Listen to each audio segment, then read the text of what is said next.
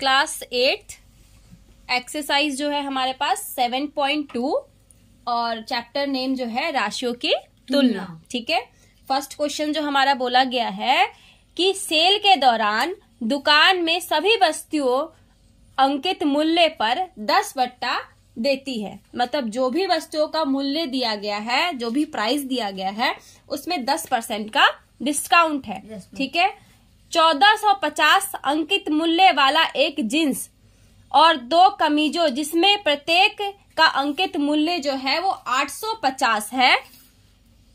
यहाँ पे गिवन है जो जिसका जो जींस जो टी शर्ट है उसका मूल्य जो कितना है 850 है, उस पे हमें कितना दिया गया है 10% का डिस्काउंट दिया गया है। 10% की छूट दी गई, बट्टा बोल सकते हैं, डिस्काउंट बोल सकते हैं, छूट बोल सकते हैं। ठीक है, अब हम जो एक ग्राहक है वो खरीदता है, क्या खरीदता है, एक जीन्स खरीदता है और 2 कमीज खरीदता है। दोनों पे उसने 10% को छूट, उसको दोनों पे 10% का छूट मिल गया। तो अब हमें बताना है कि ग्राहक ने टोटल दुकानदार को कितने पैसे दिए। ठीक है, तो हम पहले बताएंगे, फर्स्ट हम निकालेंगे जीन्स का मूल्य। ठीक है, और सेकंड निकालेंगे दोनों कमीजों का मूल्य, और फिर दोनों कमीजों के मूल्य को क्या करेंगे, दोनों कमीज और जीन्स के मूल्य को क्या करेंगे प्लस भी पहले कैसे करेंगे, जब तक हम उसका 10% उसमें से माइनस नहीं कर देते तब तक नहीं करेंगे। पहले 10% माइनस करेंगे, उसके बाद हम उसमें टोटल मूल्य प्लस करके बताएंगे कि भुगतान कितना किया ग्राहक ने दुकानदार को। ठीक है, तो फर्स्ट जो हमारा आता है अंकित मूल्य। ये अंकित मूल्य किसका है, जीन्स का। ठीक है, तो जीन्स का अंकित मूल्य कितना है 1450 रुपए। उसके बाद हमारे पास क्या आता है डिस्काउंट कितना है हमारे पास 10%। तो हम पहले निकालेंगे 1450 रुपए का डिस्काउंट 10%। तो इसको निकालने के लिए क्या करेंगे, वो माइनस 10/100 इंटू 1450। ठीक है, काटेंगे, 1 0 से 1 0 कैंसिल, दूसरे 0 से दूसरे 0 कैंसिल हो गया, बच कितना गया हमारे पास 145। तो ये किसका है, जीन्स का, जिसमें हमने कितने रुपए बचाए 145। तो अब हमने जीन्स पे कितने रुपए दिए, तो हम क्या करेंगे, जो टोटल इसकी वैल्यू थी 1450 रुपए जो वैल्यू थी उसमें से हम माइनस कर देंगे 145। तो जो हमारे बच गए हमारे पास 1305 रुपीस। तो हमने जीन्स के लिए कितना भुगतान किया 1305। अब आते हैं हम कमीजों पे। अब हम कितने कमीजों की बात कर रहे हैं, 2 कमीज। जब 2 कमीजों की बात कर रहे हैं और हमारे पास मूल्य किसका दिया गया है, सिर्फ एक कमीज का।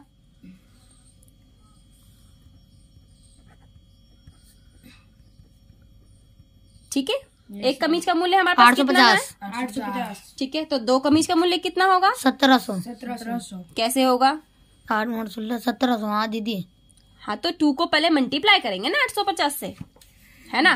तो हमारे पास वैल्यू क्या आ जाएगी 1700। ठीक है, तो टोटल मनी जो उसने कमीजों के लिए दिए कितने दिए थे 1700। अब 1700 में हमें 10% का डिस्काउंट मिला हुआ है, तो उसका 10% निकालेंगे 10/100 में 100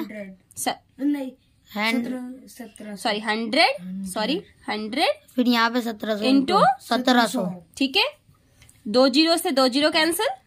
ठीक है, और 10 इंटू 17 इज इक्वल्स टू 170।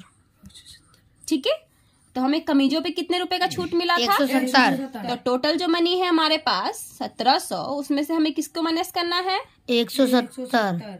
170 को माइनस करने के बाद हमारे पास क्या बचता है 530। 1530। ठीक है रुपीस।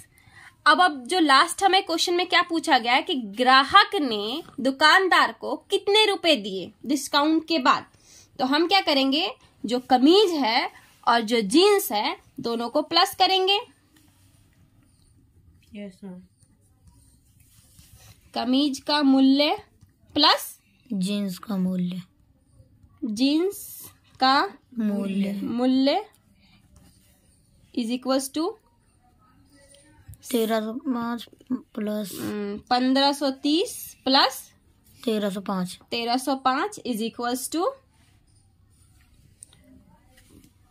2835 रुपए। 35 रुपए। तो ग्राहक ने